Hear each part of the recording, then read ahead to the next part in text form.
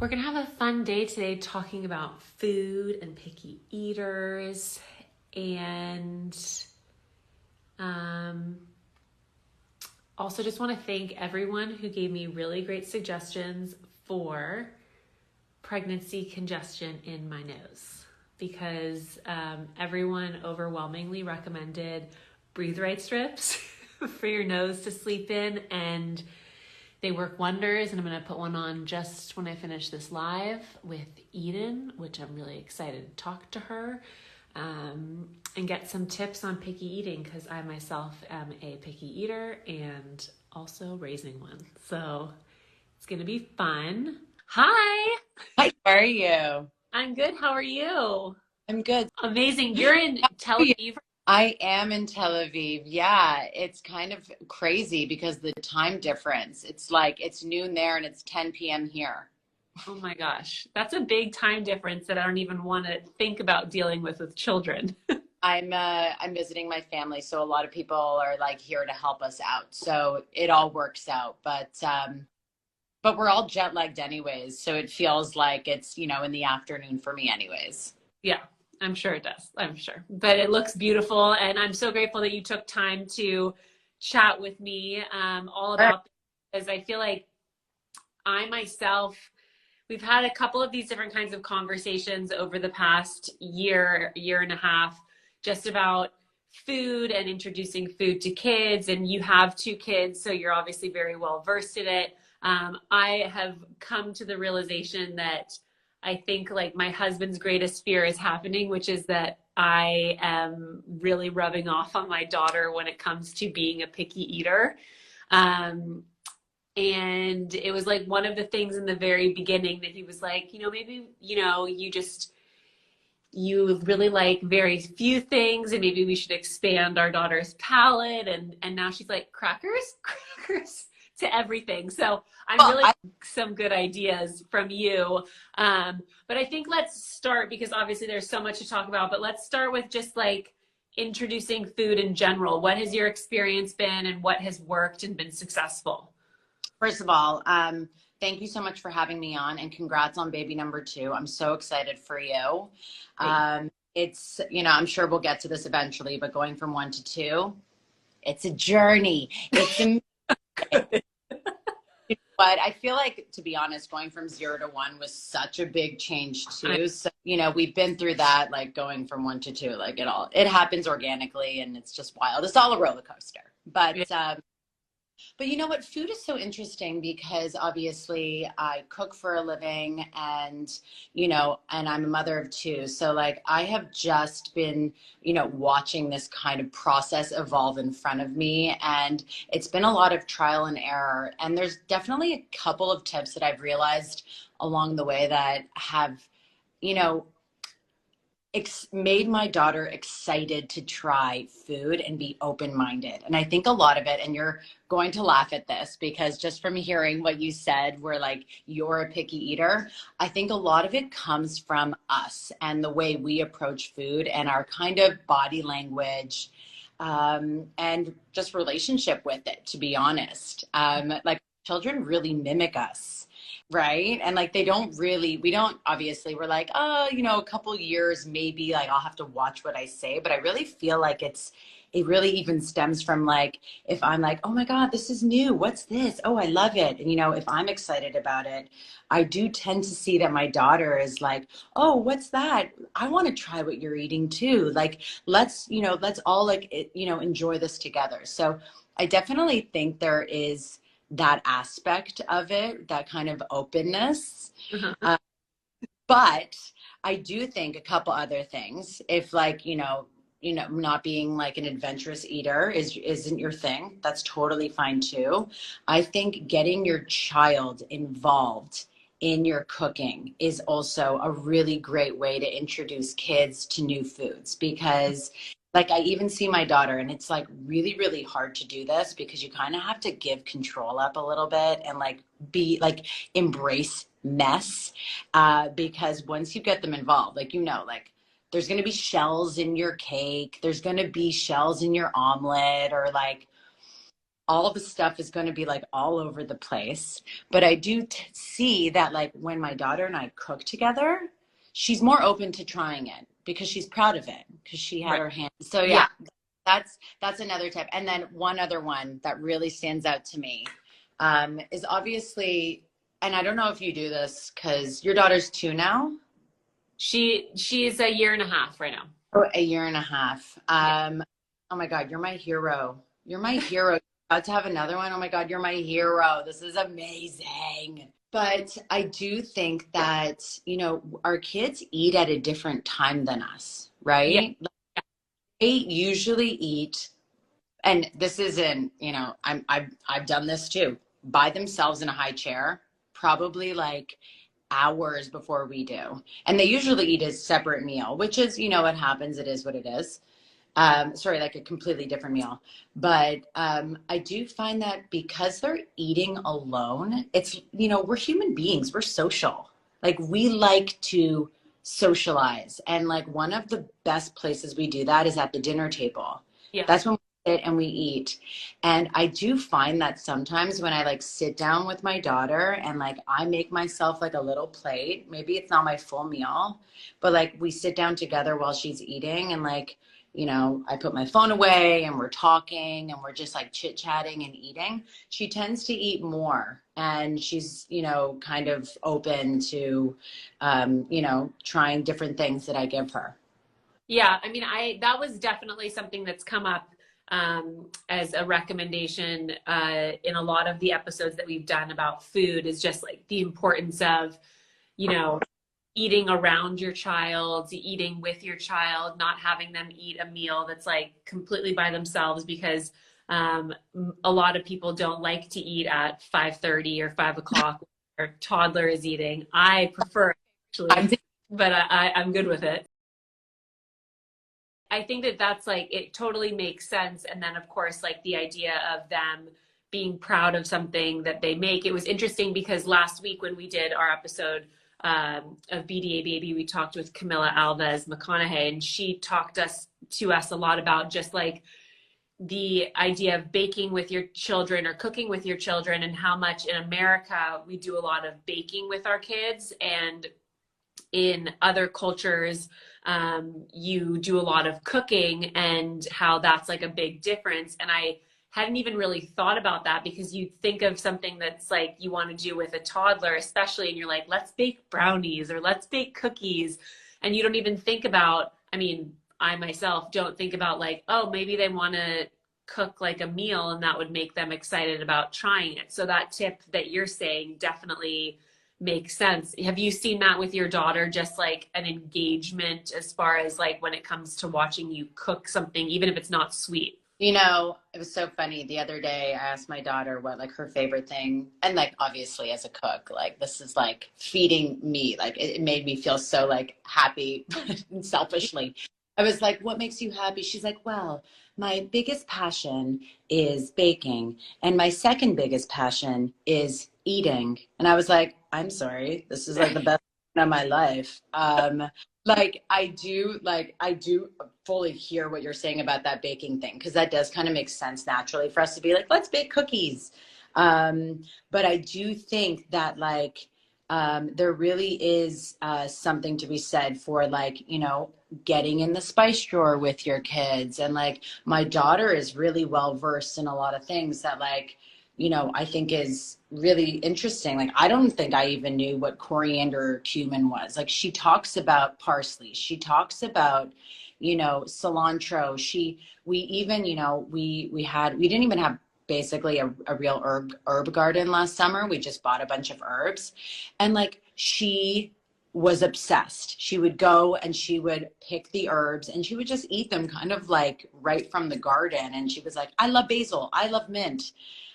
So I would have her like go and grab herbs for dinner. And she knew what they were by the end and she like really got used to them on her palate. So there's definitely like a connection there and she like loves it. You know, now I say to her while I'm cooking, go grab me the basil. She knows exactly what that is.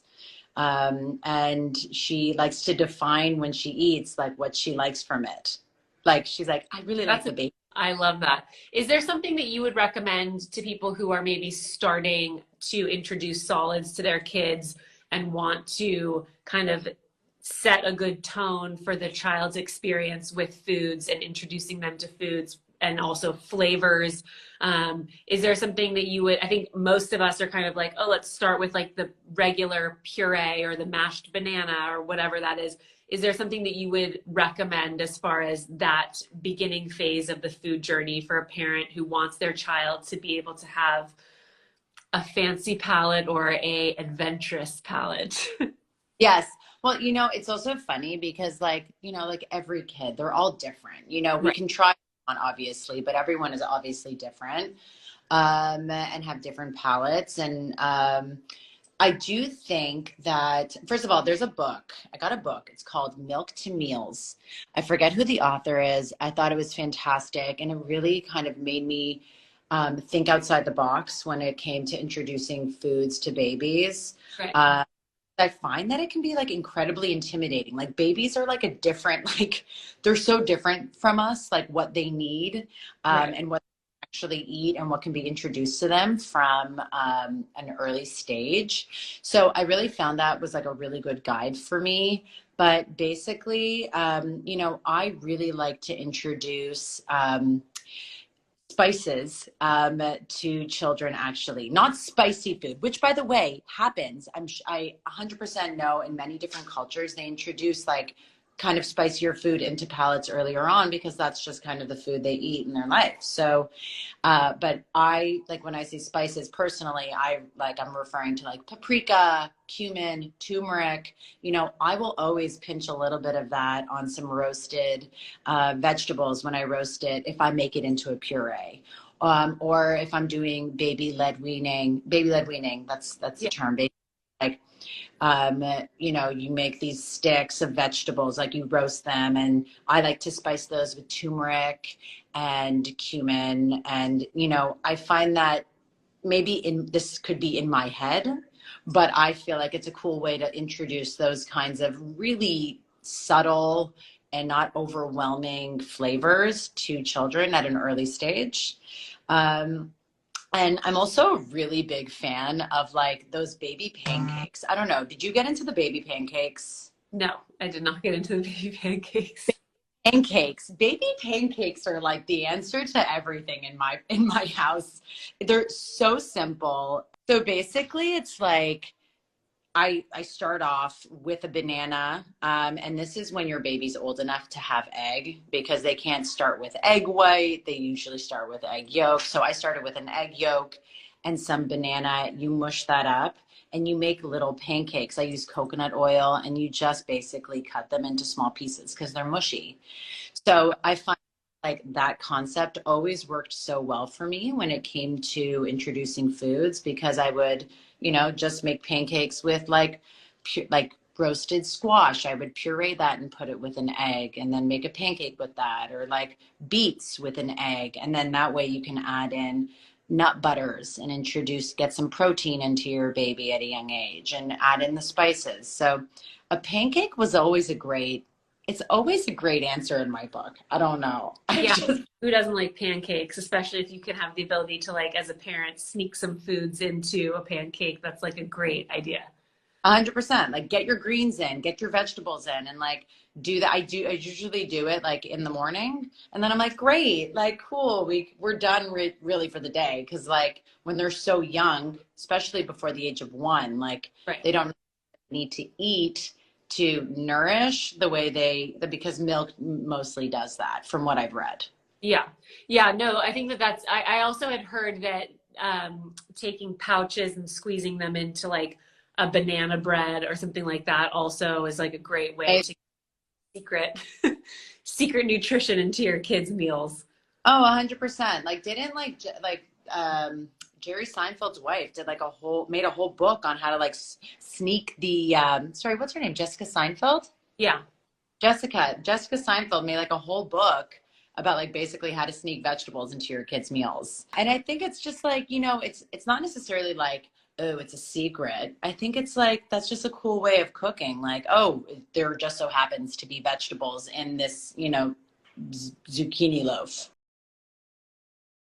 I love that. I think also, like, I think as somebody like myself who constantly is talking about the fact that I'm not necessarily great in the kitchen, and I know that I have several of my friends who cook foods from and meals from your cookbook, and that you're obviously amazing in the kitchen. But are there like a couple maybe basic things that you would say are great for every parent to know, either at any phase of having, you know, introduced food to your child, but just like three simple things that would be great for every single parent to know, like myself, to just like have on hand to be able to whip up for your child, that's simple and easy and non-intimidating?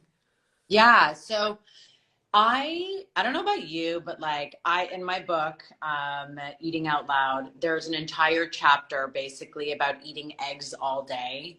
And I am a big fan of, you know, really kind of falling back on that. And I do feel like eggs can be eaten all day. I cook shakshuka, which is like a dish where you poach eggs in like a tomato pepper sauce, and it's like amazing for lunch and dinner or breakfast.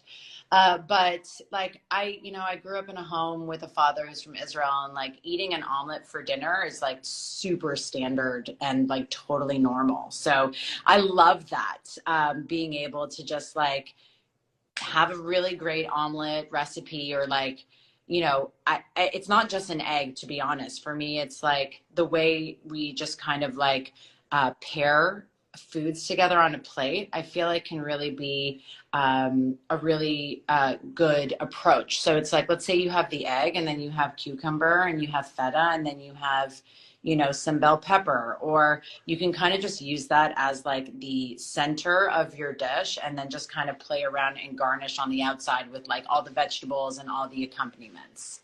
Got it. Uh, like even having, like, it sounds pretty standard, but like having like hummus or hummus in the house and some tahini, you can make garlicky tahini, or as I said, like some really great feta or cottage cheese or ricotta, a really nice bread.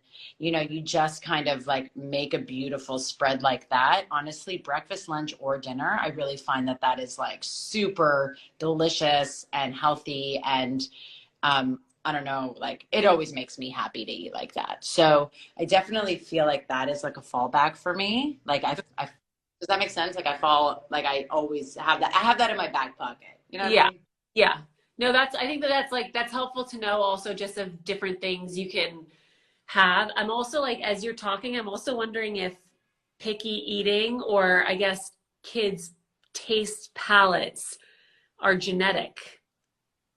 Honestly, I don't know that. I have no idea. But let me ask, were you always just a picky eater? Like, how did that, like, what is your story of picky eating? Because I need to hear about this, Catherine. I know I've always been a picky eater, and like I think especially as I when I first started dating my husband, he was like, "You're just like straight off the kids menu, good." Like that, and my mom is very much like that as well. Like she's, you know, she likes very simple foods. Like we love breakfast for dinner, so like your tips of always being able to have eggs all day is very up my alley. You know, like those kinds of food. And of course, like I like to, you know, occasionally try something new and different, but like I am definitely more, you know, like I'm good with the children's menu situation.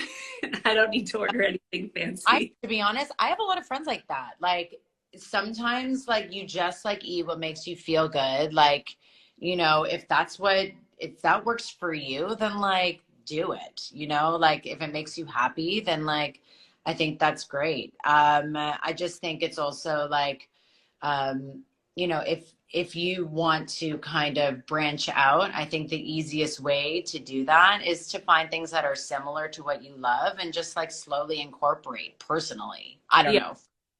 Does your husband like to eat? Like, is he adventurous? Does he like just really go for it? Yeah, he's definitely much more adventurous. My brothers, ironically, are much more adventurous with meals than my sister and I. So they all can do that together. But it's like, you know, with my daughter, just being able to have her be around different foods. And I've really tried to introduce her to different foods and flavors. And there are some things that she likes that I don't like, which is great. And then Like, there are things that, as you're saying in the beginning, especially as like kids watch everything and they also mimic everything. So it's a good thing for me to always keep in mind, because like if I try something and I'm like, ugh, she immediately is like, yucky, yucky. I'm like, oh no, rats. no, it's so true though. Like sometimes I'll like totally forget that my daughter's like watching, and I'll like respond like, you know, like I like just something similar. Like if I, you know, try a drink and I'm like, ugh, and I'm like, do you want to try? She's like, no. Yeah. You know, standard, like even like for your friend, like my husband's, I'm like, you know, if I try something with my husband and I'm like, this is not great, have some. He's Yeah. gonna, why would you do that? Like, Yeah. just you don't like it. I'm like, confirm that it's not good, you know. Plus, I don't be in this alone, be in it with me, right? Um, Yeah. There were a couple really good questions that I want to also get to that people had submitted that were just asking for a different kind of words of wisdom and pieces of advice from you, as far as, you know, food and helping in that space with their kids. When it comes to kids rejecting meat, I luckily have not gotten there yet with my daughter, but it is a real thing. And I know a couple of my girlfriends who have that with their kids, just like a total like non-interest like, in any. yeah. Um, have you experienced that? And is there any advice that you would give to parents dealing with that? You know, we live like kind of the way we eat at home is very vegetarian heavy. And that's just based off of like the food that I cook. I cook Middle Eastern Mediterranean food, and it just lends itself to a very veg forward kind of a lifestyle. So we eat a lot. Like the way I cook very much kind of substitute if we don't have a lot of, you know, like, you know, protein, animal protein. Yeah. But I would say that, you know, we have access to so many different kinds of protein substitutes. If that's like what a lot of people are trying to, you know, incorporate that they're not getting from their kids not eating animal meat. Mm-hmm. And I would say like I think it's just about like getting like a handful of those that they're like comfortable with cooking or comfortable with learning to cook with, like tempeh, tofu, or they can just like incorporate it, you know, like I love using tahini, which is a ground sesame paste. It's really high in iron, and it's, you know, it's got a lot of protein. And I like to drizzle that, you know, with grilled vegetables or on salads. So there's a lot of, or just eating a lot more nuts, eating, you know, a lot of things that like are high in protein. So I think it's just hard, you know, because like my daughter the other day was like, where's the beef? Where's the meat from? I'm like, it's from a cow, you know? Like I think it's hard sometimes for them. Yeah. And she's like, why? And I'm like, it is just, you know, it's kind of an interesting concept for kids, like if you know, to learn about. So, you know, some kids will want to, some kids won't. And I just feel like we're in a position where if they don't want to, it's just, I think about finding a way to get that protein in their diet creatively. Yeah. I think that's helpful. And also, you know, there are also so many different alternatives now, especially Totally. obviously depending on where you are and what you have access to. But I feel like grocery stores have so many different alternatives to meat Me. now Yeah. that Like uh, Impossible Burger, you know, like all these different brands now that have been incredibly successful with like mimicking like what meat actually like looks and tastes like, you know. So or you can make your own like veggie burgers, like get the kids in the kitchen, make some veggie burger, you know. love it. And you had mentioned about introducing different spices to kids early on, even in like the puree phase of food. But when it comes to actually spicy food, when is that time to introduce? That's actually something I don't necessarily know the answer to. And I do feel like it really depends on the family, I wouldn't be surprised. Like, I feel like I've seen my friends give kids spicy food when they're really young. I think it's kind of like your own personal like relationship with spice. I personally didn't grow up in a house that ate a lot of spicy food. Yeah. When I met husband, yeah, he's like, he's like, come on, let's go, hot wings, like, let's go eat some spice. And I'm like, schwitzing, Yeah. pouring sweat, my heart's racing. He's like, this is like a mild to medium heat. And I'm like, get me, like some milk. It's not something I like. Don't get me wrong. I love spicy food. And I try to eat it a lot, but it's not something I grew up with. But I don't know. Some families do it at a really young age, and I'm sure everyone's fine. Spice, I think it's just you have to do it in a small amount. Yeah. And then the other question that I thought was really great, and since you're traveling, you would maybe have a good answer to this, but just good, either kind of on the go snacks, airplane snacks that you can kind of think of ahead of time that you would recommend for people, especially as we lead into summer and people start traveling. Airplanes don't necessarily have like the healthiest and best options, obviously, and sometimes they'll do and sometimes they won't. But is there anything that you kind of have as a mom of two that you always travel with or keep in your car or just lean on to keep your kids satiated and also entertained? Yeah. So like I just flew with my two kids for the first time on a 12-hour flight. And like, I'm not even kidding you. I slept maybe 30 minutes and it was the most disgusting plain food I've ever had. And I was like, this is the cherry on top, like, come on, at least give me something. Anyways, there are definitely a lot of tips. It was funny. My husband's, I'm like, get the meal. He like brought down the Tupperware. There was like sliced avocado. He's like, what? This is so, you are like really prepared right now. And you brought avocado on like a 12-hour flight. Like, who are you? Like sliced up. But I do think a lot of it has to do with meal prep and preparation. I don't do it obsessively. Like I'm really at also a point, I think it's because I'm like baby number two, where I'm like, okay, a little bit more realistic, where the first one you're like labeled and like, really, or at least that's how I was. I was like with my second one, I'm like, her onesie has not been done up for like 8 hours. Right. With my first, I was like head to toe, like outfit ready. So I do feel like a lot of meal prep is definitely important. Things like, also, and I know this sounds really funny, but to get proper, like, containers also makes your life a lot easier. OXO has these amazing little storage containers that helps me kind of organize like snacks and meals. Especially, I'm referring to my daughter now, who is going to be 1 in June.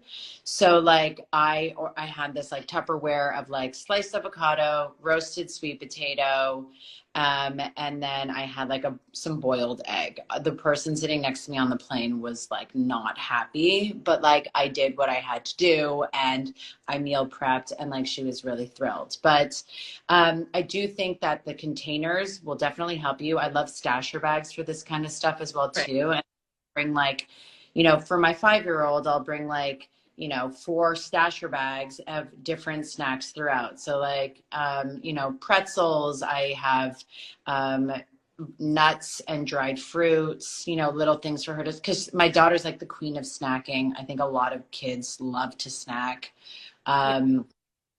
Sliced apples. I'll pre-slice lots of veg that she can kind of just like snack throughout the day. I do find that crunchier foods for my 5-year-old are definitely things that like she always wants.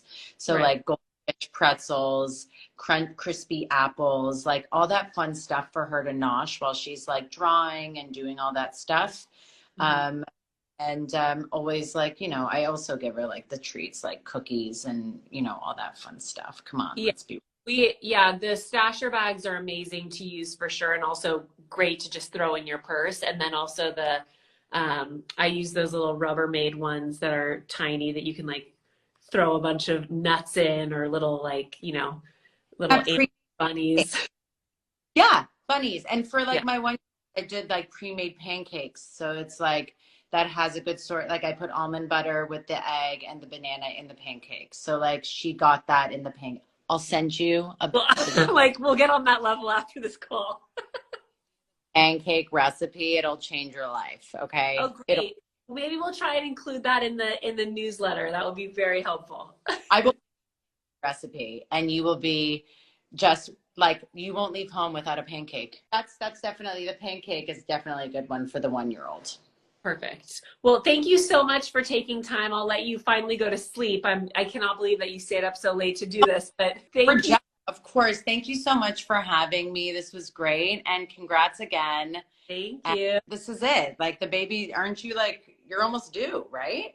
The baby will arrive when it is set to arrive. I'm like having major pregnancy nasal congestion, which is like a whole new thing for me. So it's fascinating, but well, it's you're beautiful and like rested and just enjoy. This is, it'd be such an amazing, experience. And going from 1 to 2 is really like, wait until you see them together. Like, that's it. Like, that's it. It's like the most incredible thing. It'll be fun. Thank you so much. Of course. Thanks. Bye, Katherine.